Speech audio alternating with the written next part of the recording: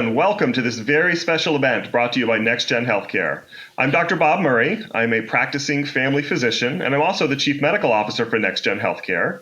And here with me today, we have Dr. Jen Baldock, who is a pediatrician. Jen, you want to say hi to folks? I would love to. Yes. Hi, I'm Dr. Jen Baldock. I am a pediatrician and clinical informaticist, and I work for Dr. Bob in the Office of the Chief Medical Officer. It's great to be here. Thank you. We're glad you're here. So the conversation we're going to have today is how to better partner with your doctor for your health.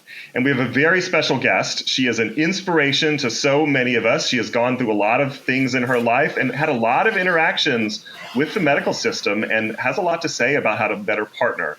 So why don't we watch this?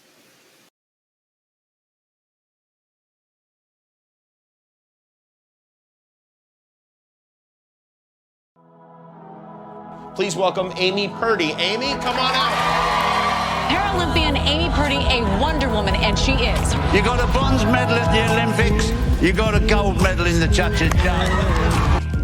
Hey you guys, it's Amy Purdy. I have 2 prosthetic legs. I lost both my legs at the age of 19 from something called bacterial meningitis. Everyone told me I wouldn't be able to snowboard again, but it just takes a little bit of creativity and a lot of drive.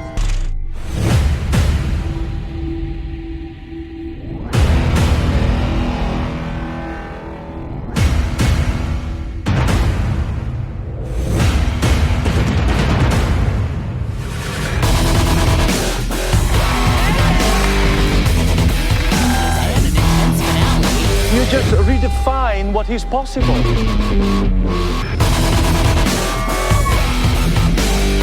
I hope that you know what you are doing for people. Anyone who's facing a challenge, you are letting them know that they too can begin again anew. So amazing stuff. Hi, Amy. Welcome. We're so glad you're here. Thank you so much. I'm excited to be here. So, Amy, probably some of the folks on the event today don't know your background as well as some of us here. So why don't we just start by you telling us a little bit about yourself? So my name is Amy Purdy, and I have 2 prosthetic legs. I also have a kidney transplant. All of this happened when I was 19 years old. So I grew up really healthy. In fact, I wasn't in and out of doctor's offices that much. But then at the age of 19, everything changed for me when I contracted something called meningococcal meningitis. We have no idea how I got it. I was a massage therapist at the time, and I felt healthy, just like everybody else who's 19 years old. And suddenly, just in one day, my life changed forever when I started to feel like I was coming down with the flu. And within 24 hours, I was in the hospital on life support. I was given less than a 2% chance of living. And it wasn't until about 5 days later that we found out that I had meningitis. We thought that I had the flu originally, but I had something much more severe. And I ended up fighting for my life. I ended up losing my legs below the knees to septic shock. I also lost my kidney function, and later on went on to have a kidney transplant. And I lost the hearing in my left ear. I lost my spleen. I fought for my life. I spent quite a bit of time in the hospital, about 3 months in the hospital. So I had a lot of experiences with doctors and nurses at that point. And then I went on to become a professional athlete. And I'm a professional snowboarder, 3-time Paralympic medalist. I went on to do Dancing with the Stars, and kind of for 20 years thrived. And then I went through another thing just a few years ago. About 3 years ago, I severely injured my left leg when my prosthetic leg pushed into my popliteal artery, and it shut down my entire vascular system of my left leg. So I ended up losing my entire femoral artery. I had 10 surgeries over the last 3 years. I'm grateful that I'm now back up to walking and feeling great. And I'll tell you what, all of this is because I have a great team that's by my side. And my doctors, my nurses, I've been very particular with the team that I've put together. And I have no doubt that that's who has let me and kind of helped me thrive in my life. So I'm grateful to be here. I've been through a lot, but I also am incredibly healthy because I have a great team that's helping me get there. So I love that. I mean, it's such an amazing story, Amy, and I think folks have so much to learn and be inspired by this story. But by the way that you wanted to take control of your healthcare and try to partner with that healthcare team. So why don't you just tell us a little bit about that interaction? I mean, how did you learn how to partner with your healthcare team for better health, and what kind of lessons can some of the folks listening in learn? I think the very first moment that I experienced what teamwork was like with my doctors and with my nurses was when I was in the hospital when I had meningitis. So there's a story that I want to share, and it was a very special moment for me and my dad, actually. But about a few weeks after I entered the hospital, I was still in ICU. I was in major kidney failure. I hadn't yet lost both of my legs. I was still hooked up to all of these machines. I had not sat up yet, so I was pretty much laying flat in my hospital bed for weeks at that time, and I was still very touch and go. But there was a night when I was laying in my hospital room, and my dad was in there with me, and it started raining outside, and I could see the rain, and I could hear the rain, and I could see the lightning and the thunder. And I told my dad, I wish I could go out there. And my dad at 4 a.m. said, we're going to do everything we can to get you out there so you can listen to the rain. And my dad went out and he gathered up all the nurses that were in the ICU. And he pretty much demanded, my daughter hasn't sat upright for weeks. She hasn't left this hospital room for weeks. And she wants to smell the rain. And it took a lot of convincing and conversations, but this group of nurses ended up coming into the room at 4 a.m, unhooking all the machines and putting them on portable machines. And they and my dad wheeled me out of the hospital into the parking lot where we were able to sit there and smell the rain and watch this incredible thunder and lightning storm. And it was such a special moment for me. And I know it's a very rare experience for doctors and nurses to do something like that, especially with the patient that was so critical at the time. But it made me realize at that time just how important it was to have a team that works with you and that's really that knows what you value, because that moment was so important to me.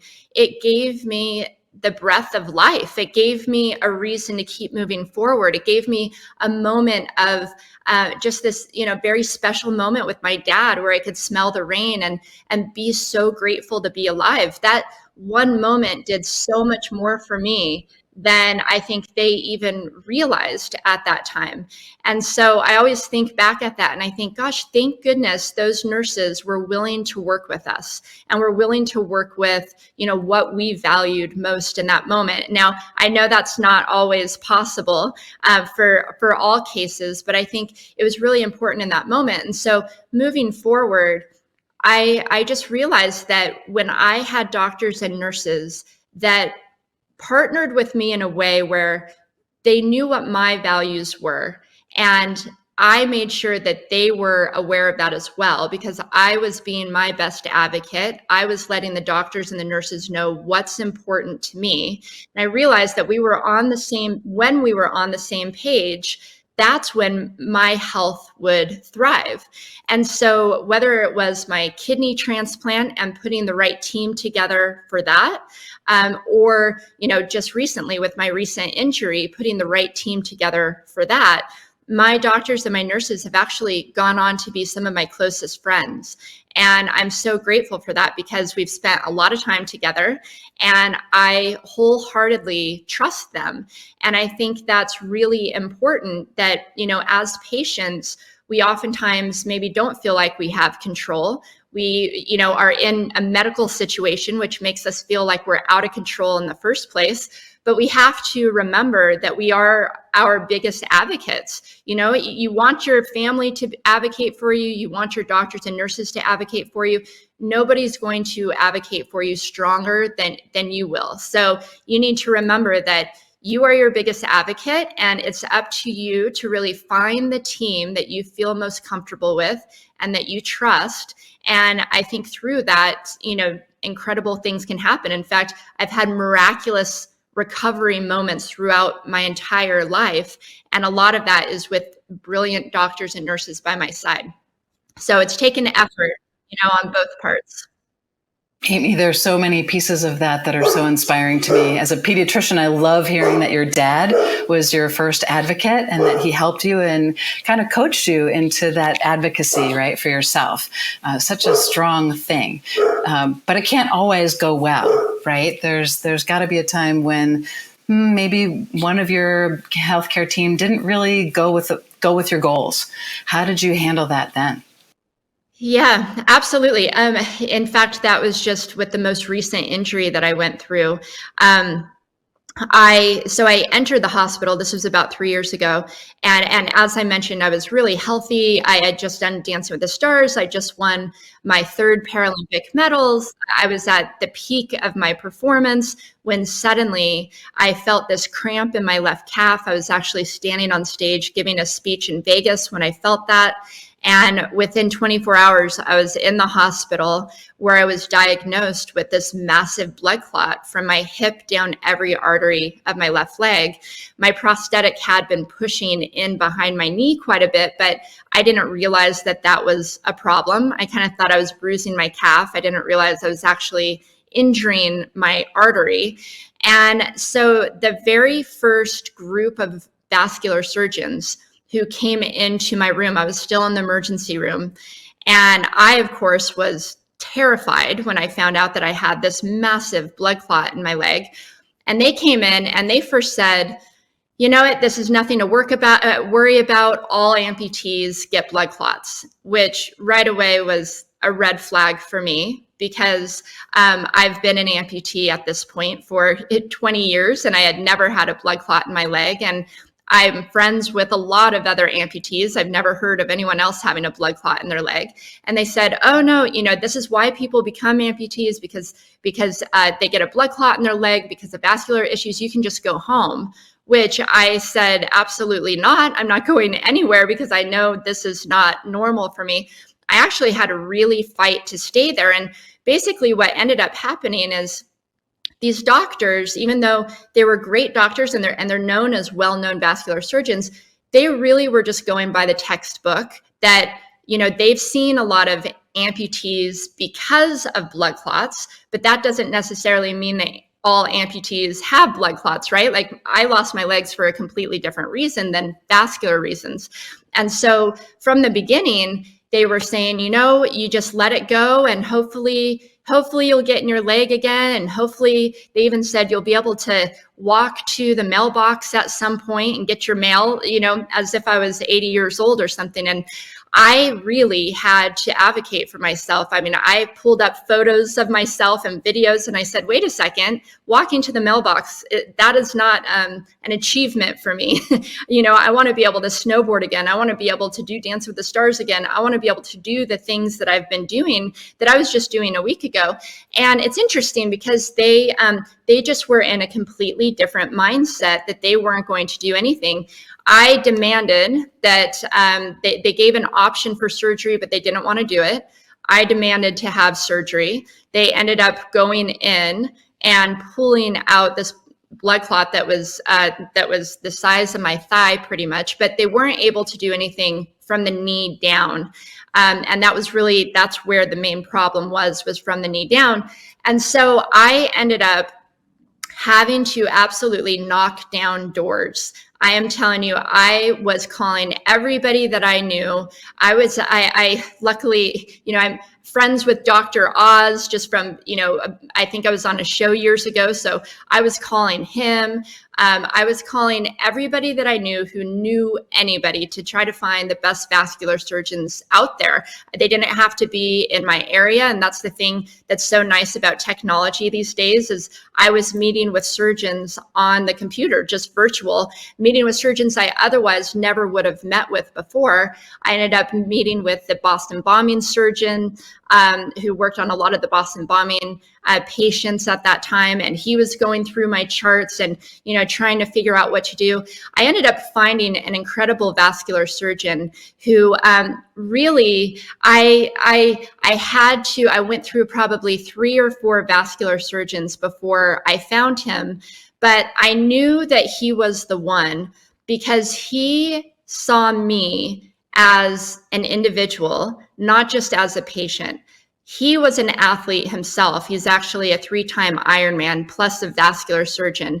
And so he just got it. He knows what it feels like to be an athlete. He knows what I'm trying to get back to. He was able to put himself in my shoes and say, man, if I was in her situation, I'd be knocking down doors as well. And I'd want to do everything that I could do. And so he came in right away with the right energy. He said, Amy, I'm going to do everything I can to get you where you want to be. And he's like, he's willing to think outside of the box. He's willing to do research and figure out anything that's out there to help me.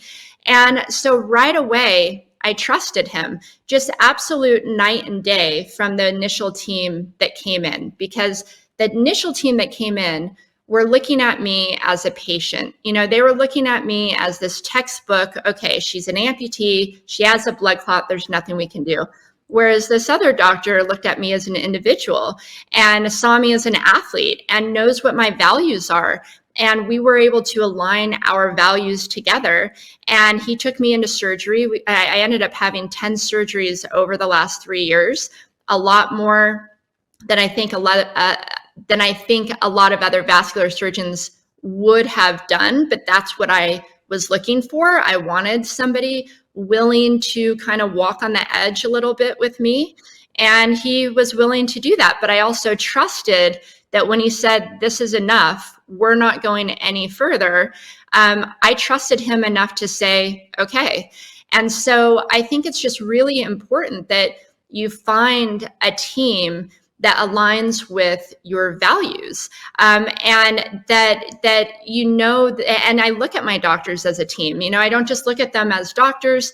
If I ever feel like just a patient, I usually go look for another doctor, because it doesn't mean that that's not a bad, or that that's a bad doctor. It just, for me, means, I want to find somebody who absolutely knows the type of lifestyle that I'm trying to live and is willing to help me get there to the best of their ability. And that is so important. So, I've had to say, I've had to walk away from certain doctors in order to find other doctors, but that's what we can do these days. And it's so much easier to do that because of the technology that we have. We no longer have to just have the doctors that are given to us. We can go find the doctors that we read about online and that we someday would hope to see. You no longer even have to fly there to see them. You can connect with them easily virtually. And I think I'm just so incredibly grateful for the technology that we have these days for that reason. So, Amy, you talking about that, it's interesting. It brings to mind a story from my side, as the physician. So as a primary care physician, I have lots of patients that see specialists, and sometimes there's moments in their lives where what that specialist is recommending is really, really important. And I can tell, talking to the patient, that they're maybe not comfortable with what the specialist is saying. And I said, well, we should go get a second opinion. And they back away, and they're like, no, they're afraid. And what a lot of times they're afraid of is they don't want to offend or make the other doctor mad at them, right? The specialist. And I'm like, no. First of all, this is a really important decision.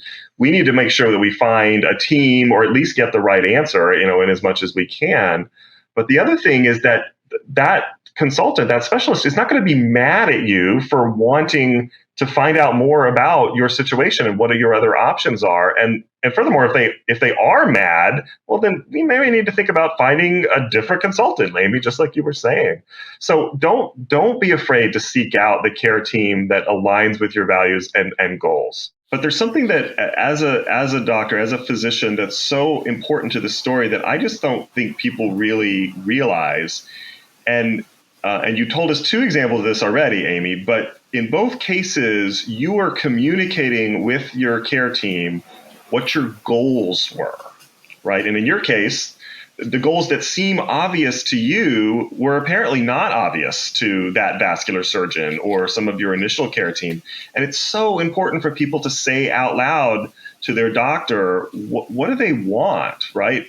Because if they come in the office, they've got symptoms, they've got problems, but the doctor can help you so much more if you say, I want to be able to get on the floor with my grandkids, right? Or I want to be able to take this trip with my spouse across country, or I don't want to take so many medicines, or, I want to only but that sort of information can allow the physicians and the care team to construct a care plan for you that moves you towards those goals or can be informed. And that's so much part of your story, Amy, that I really would want people to call out. Absolutely. And I mean, just like you said, communication goes both ways. I'm so used to communicating with my doctors that I actually kind of forget that not everybody does that, or not everybody feels comfortable doing that. But it's just as much our responsibility as the patient to communicate the lifestyle we live, that we want to live, what our goals are, what we're trying to achieve. That way, the doctor can help you get there. And that gives the doctor opportunity to be able to work with you on those goals as well. I think it's really important that you see each other as humans, right? Like, not just I'm the patient, this is the doctor, and that's how it goes. We need to be able to kind of humanize each other and realize, the more the doctor knows about me, the better care that I'm going to get. And then the more you maybe even know about the doctor, like, for example, finding out that this doctor was an athlete, that gave me a level of trust that I otherwise maybe wouldn't have had. But when I found out he was an athlete, I thought, oh, he gets it. He gets it right off the bat. So it's really important to spend that time to get to know each other. In fact, it's kind of the only thing that I know. I find myself walking into new doctors' offices and I've got an entire script in my brain of what I'm going to say right off the bat, because I want them to know who I am. And usually that's how I enter the room. I say I'm a 3-time Paralympic medalist. I snowboard. Yes, I've got prosthetic legs. Yes, I have a kidney transplant. Yes, on paper, you will see that I've been through a lot. My body's gone through a lot. But I'm also incredibly strong and healthy, and this is what I'm trying to do, and this is where I'm trying to go. And pretty quickly, by me being open in that way, it also allows me to see if this is going to be the right fit. If this doctor says, oh, no, you'll never do that again, then, I may say, okay, thanks for your time, and I'll find another doctor who at least will align with my values and try everything they can to get me where I'm trying to go. Obviously, there's limitations and there's certain things we can't control. But I think it's, when your doctors are your team, you feel like you're in it together and you completely trust each other. And I know that my doctors also trust me. So I have a kidney transplant. And when I first had my transplant, I was told that because I would be immune suppressed and I'd be on immunosuppressive medication, they didn't want me traveling, which at that time was really hard because I had these wild, big dreams of traveling the world. And I thought, oh my gosh, that's over with. And but then years later, I got this opportunity to be on the TV show The Amazing Race, which I loved that show. And man, if you've seen it, it's, traveling all over the world and jumping out of planes and doing all this stuff that they said they didn't want me to do with the kidney transplant. But I ended up, telling my transplant doctor, which, by the way, I had an incredible transplant doctor for many years. And I ended up stepping away from her and going back to my original transplant doctor, or a kidney doctor, who I met when I was in the hospital. And the reason was, at some point I realized she was very conservative and she wanted to keep me really safe, and she was incredible. But I also felt like I do need a doctor who understands my lifestyle and willing to work with me on that. And so I ended up going back to this doctor who I saw in the hospital and who I really liked. And of course, I didn't know what he would say, but we ended up becoming really close. I told him right off the bat, I've got this opportunity to do the Amazing Race. I know you guys don't like transplant patients traveling all over the world, and a lot of things can go wrong, but I'd love for you to help me. And he was by my side. He absolutely, I want to say he advocated for me. He became like a big advocate for me to be able to live the life that I wanted to live. And he set me up with my medication, and he was there available for me, at any time of the day if I needed to call him. And he made sure that, if something went wrong, we had a plan B and a plan C. And it basically allowed me to go on the show and feel free and know that I had this doctor that supported me and that was there for me if something went wrong. And so that became really important to me. Even if you have wonderful doctors, it's just making sure that your goals are, that you let the doctors know what your goals are, and that you find the doctors that can support you in those goals. Now, there's certain things, of course, that you may have to step away from that you don't want, that you don't want to. Doctors are always going to tell you something that you don't want to hear at some point in our lives. But if you trust them, and I think that's the most important thing, if you trust them, then you go, okay, that's where it ends, right? Like I listen and I trust you. So I don't need to push this any further because I trust what my doctor has to say. So building that trust with each other is incredibly important and allows you to live an incredible life, even if you need kind of extra medical care. When I think about my life, I think I've got prosthetists who make my legs. I've got transplant doctors who oversee my transplant. Now I have vascular doctors who oversee this vascular injury. I mean, I've got a lot of medical issues, I guess, that could stop me from doing the things that I love to do. But instead, I've been able to thrive in my life because I've looked at my doctors as a team, and they've helped me every step along the way. So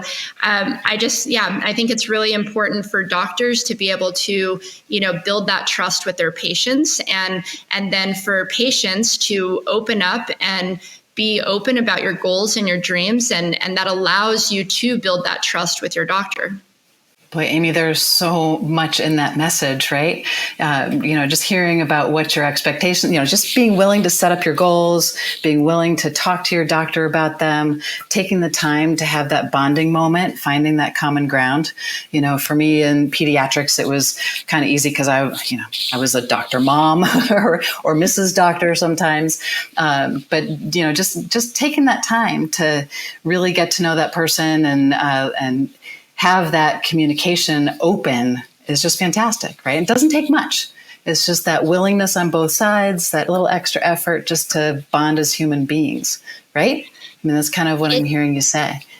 It doesn't take much. I mean, it's amazing. As I said, the vascular surgeon, he just needed to let me know he was an athlete. And just having that, similar, I know how athletes think. And he, I knew right off the bat he was the one for me just because of that little thing. And then with my transplant doctor, who said, absolutely, you can do the Amazing Race, but I want to be by your side and make sure everything's taken care of. I mean, all it takes is sometimes those little bonding moments, like you said, just to know this is my partner in this. And if something goes wrong, I trust what they recommend for me.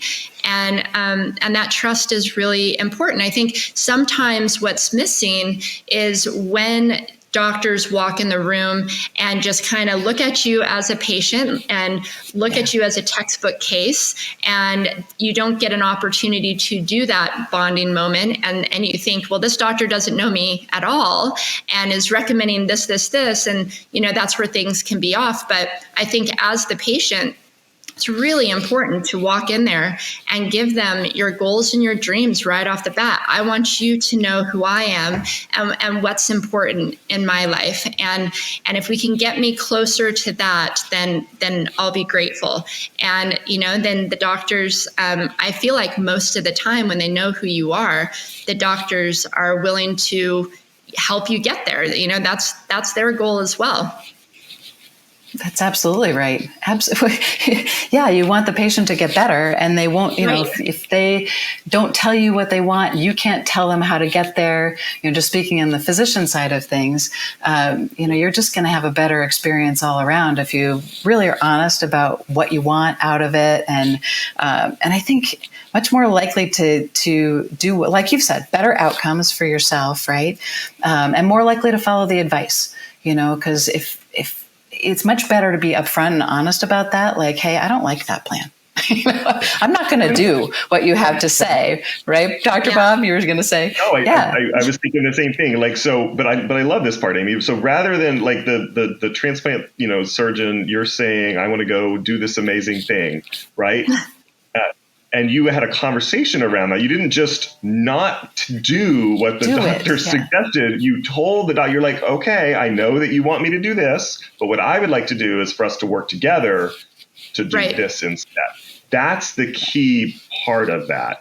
And if the doctor that you had already built a relationship by that point, it sounds like if that person had said, no, you might have trusted that, or maybe you would have extended the conversation as well. We can't do this. Maybe we can do this. But it's that back and forth and the building of the trust that's so key. And it's kind of the knowing you over time, I think, is also part of this story. And so, as a primary care doctor, that's why we recommend people come in for their annual physicals, right? Don't just come to the doctor when you're sick, right? That's why you have so many well child checks for healthy children, right? It's because what that does allow you to do is build a relationship that then if something does occur, you guys can make a decision together. And I agree with that so much. Instead of just going in when suddenly something major is happening and you need help, and, the doctor only sees you as that, going in when you're healthy and going in doing those checkups, that allows you that bonding time as well. And then, I think that's incredibly important for everybody to stay up to date on their health and wellness and not just wait until things go wrong to go in and see your doctor.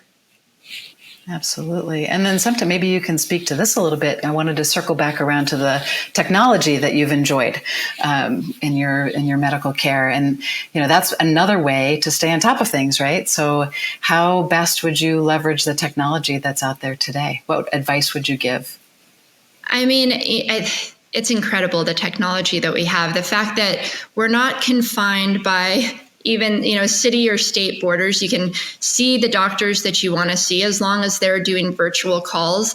I've actually found what's really amazing. It's easier to get into doctors virtually because they might set one day a week up that's all virtual calls versus, it might take months to get in to see a doctor in person, but they're willing to see you next week virtually. And I think it's really important to know that that's an option for a lot of doctors and for a lot of doctor visits, because I've used that so much. The surgeries that I had just 3 years ago, the first, or not first doctor, but the first time I met with my doctor who is in Boston was virtually.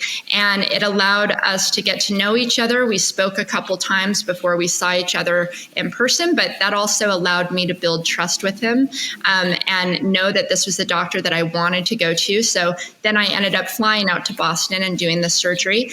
And now we keep in touch virtually as well for a lot of the appointments that we do. So I feel like there's just so much opportunity these days to stay on top of our healthcare, to also get second opinions because it's much easier to do it virtually now. And also, I think it's important for doctors to make sure they're set up with this technology, because it allows the patients to take more control of their lives. Ultimately, that's what we all want. We don't want the doctors, or we don't want the patients to just to not be able to make decisions for themselves or not feel like they're in control of their own health. And so I think by setting up this technology, we're able to go in and look at our charts and look at blood tests and set up appointments and set up virtual calls. It puts the control back in the patient's hands when you do set up these virtual platforms to be able to connect with each other better and to be able to connect with our healthcare better. So I utilize it a lot. I mean, even just this week, I have this scar on my face when I got meningitis.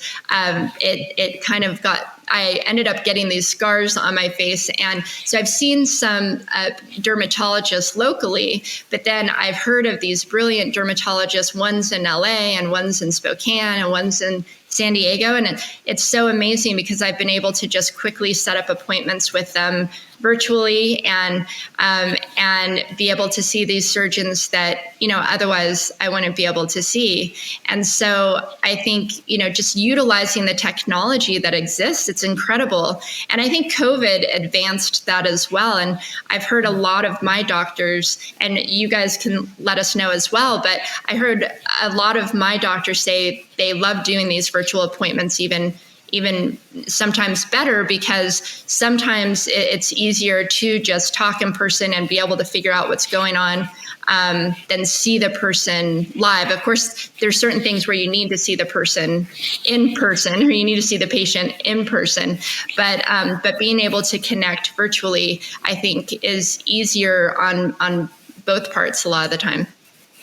Yeah, I mean, I agree. I think that, medicine's not all about, pills and tests and hospitals. It's about communication, right? And so that's what these tools enable. That's why, you letting your doctor know what you would like and them saying, okay, well, then we need to do this. That communication's key. The communication among the various members of your care team, right? I mean, Amy, you have folks that help with your kidneys, and then folks that help with your blood vessels, and folks that help with your prosthetics. I mean, that communication is key. Do you have any advice for folks trying to build that team? Like, how can they get the people that are providing them care to better communicate with each other, or how can they bridge some of that communication? Because sometimes people have, one doctor that tells them one thing and one doctor that tells them something else. I don't know what thoughts you have on that. I think, it all begins with us as the patient. I really think it does. I think going in with an open mind, you might have been told certain things by other doctors, but you never know what this doctor will say to you, and you have to kind of walk in with an open mind and a willingness to be vulnerable and connect. I think connection and communication all begins with vulnerability, and sometimes it's hard to be that, but when you are that, I think that's what allows your doctors to connect with you better, and for them to be a little bit open and vulnerable as well. I think, some of my doctors who right off the bat, I thought that they were maybe too harsh or too dry, you end up finding that they've got this great personality and this great sense of humor. And in fact, I end up kind of loving that about them. And it takes time to get to know each other. So I think it's also not just, instantly walking away from a situation that you don't like, but allowing yourself to be open and vulnerable and communicate your desires and your goals and your dreams with your doctors. And I think that's how we communicate with each other and connect with each other. It's so important because obviously, there's incredible doctors out there. I'm so grateful for my team. Truly, when I think about how I've gone on to win medals and do Dance with the Stars and travel the world, being in the situation that I've been in, it's my doctors that have allowed me to do that because they've kept me healthy along the way. And so, it's just really important to find that team and look at your doctors as a team. Truly, look at your doctors as your partner, and we are in this together. And who do you want by your side? And you also have to be, the one to sometimes be the vulnerable one to kind of set up that connection and communication. But it's always worth it when you find the great doctors that are there with you. It's so well said, Amy. Thank you so much. So I think we'll wrap this up. I really appreciate you being here with us, Amy. You're such an inspiration. I mean, to so many people, and you've been through so much. There's so many lessons in what you've taught us. And thank you, Dr. Jen, as well, for being with us. I mean, we can't all be Paralympians and amazing people, but we all can, and we all want better health. And we can work with the people that are trying to deliver you better health in ways that we've tried to outline here. So thank you once again. It's been terrific. And that'll end this special event brought to you by NextGen Healthcare. Thanks.